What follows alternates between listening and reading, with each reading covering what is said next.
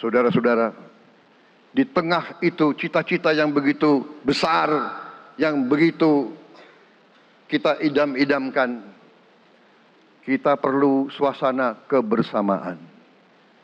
Kita perlu suasana persatuan. Kita perlu kolaborasi kerjasama, bukan cekcok yang berkepanjangan. Kita perlu pemimpin-pemimpin yang tidak caci maki, pemimpin-pemimpin yang arif, yang bijaksana, yang mengerti dan cinta budaya dan sejarah bangsa sendiri, yang bangga dengan adab, tradisi, dan adat bangsa kita sendiri. Kita dari sejak dahulu, pemikiran, kehendak, dan rancang bangun pendiri-pendiri bangsa kita, dari sejak awal bangsa ini berdiri, kita ingin menjadi bangsa yang berdemokrasi. Kita menempatkan kedaulatan rakyat setinggi-tingginya.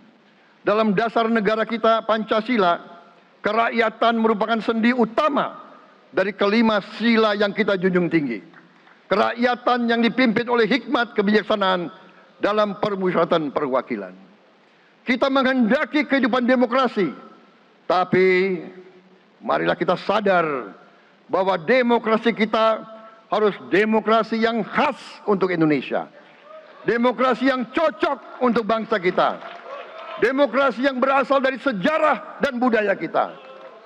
Demokrasi kita harus demokrasi yang santun. Demokrasi di mana berbeda pendapat harus tanpa permusuhan. Demokrasi di mana mengoreksi harus tanpa caci maki. Bertarung tanpa membenci. Bertanding tanpa berbuat curang.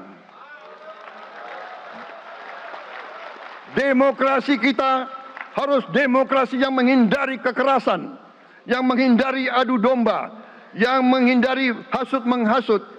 Demokrasi kita harus demokrasi yang sejuk, demokrasi yang damai, demokrasi yang menghindari kemunafikan.